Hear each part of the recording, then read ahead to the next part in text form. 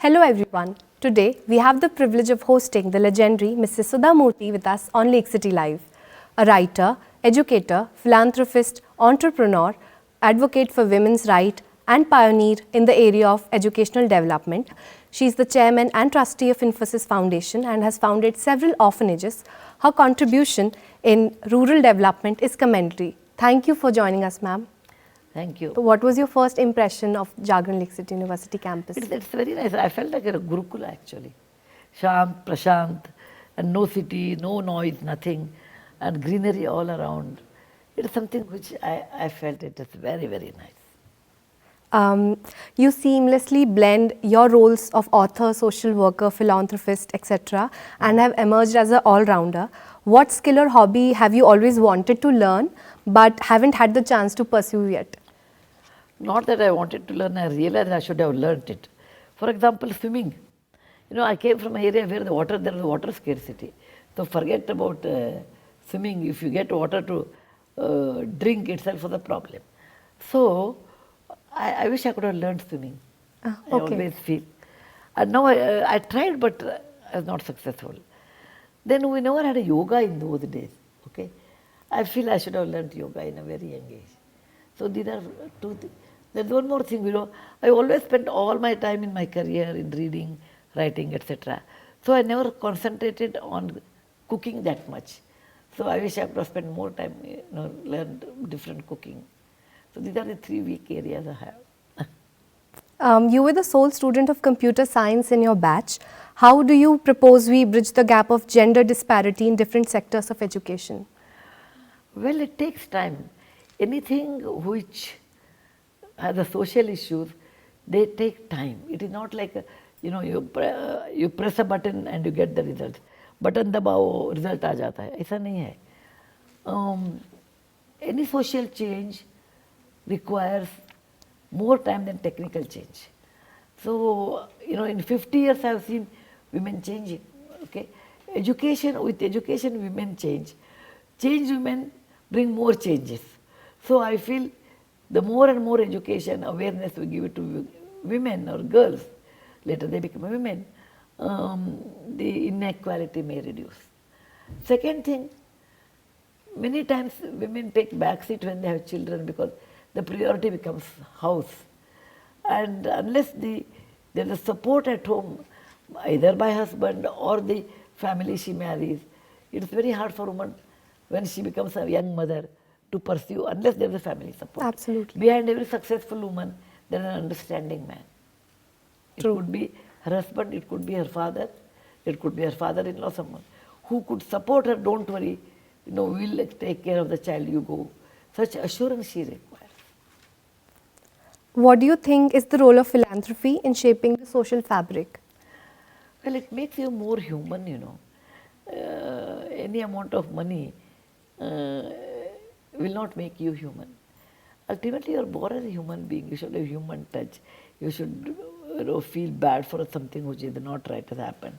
You have where you are born is not in your hand, but whom you can help is in your hand. So there is a lot of social inequality. There is a lot of disparities are there. So I feel, as a human being, you know, you have to love your fellow human being, and that is a Latin word, I think. Philanthropy means love your fellow human beings. That's beautiful. What, in your opinion, is the ideal industry-academia association? Well, industry and academia should go hand in hand. Otherwise, academics will produce some syllabus and some students will come out, but those students will not be employable. Okay, and if it's only meant for industry, if you do all the time industry dependent, then you will never learn the depth of the knowledge. It's only superficial. What you want, you know, what you want, you learn only that much. That is not knowledge. Knowledge is you should have good fundamentals. On the base of that, you have to build the building. To get the base, you require academia. And to build a building, you require industries. So they have to go hand in hand. What uniqueness should Indians emphasize on in shaping the industrial future? First of all, I feel we have to tell our children, you know, whether it's an industry or anywhere they are working, they should have good work ethics. And that is severely lacking. True. We may produce thousands of engineers. What quality we produce? Can they write biodata properly? Can they communicate what is in their mind? Will they, suppose you tell him, you work between 8:30, 5:30, people get up at 5:30 and run away. We should finish our work. The kind of satisfaction you get when you finish your work, that concept people do not have. And when you don't have, then you remain in the lower level for a long time. So you should love to do your job. You should run after good quality of work. Success and money follows you. If you run after money and if you run after the position and money will run away from you. So I want to tell all youngsters, whatever job you take, including cleaning a house or whatever it is, do it properly with the work ethics. Not that somebody is not saying, I will not do, don't do that.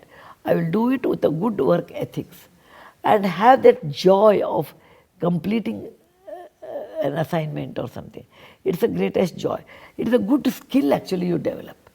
When you are young, if you don't develop skill, later you regret. If you see that movie, Last Emperor, he was an emperor of China. He grows up and as an emperor, he was a small kid. He becomes a prince and then he becomes an emperor. He doesn't develop any skill, and at the end he says, the skill is so important in life. So skill gives you confidence, skill gives you a job, skill gives you fame, skill makes you happy. So all youngsters, I will tell you, don't worry about money. First you learn the skill. Money will follow you and have very good quality work ethics. Your reaction on being conferred with honorary doctorate by Jagran Lakecity University? I feel nice. This may be 11th or 12th doctorate, but I feel nice. Someone from Madhya Pradesh called me and gave me it. It's a nice feeling. Thank you, ma'am. Thank you, Sudha ma'am, for gracing this interview with us. And your insights and words of wisdom are a lot valuable for us. Your presence has enriched our university. For more such interviews, keep watching Lakecity Live. Thank you.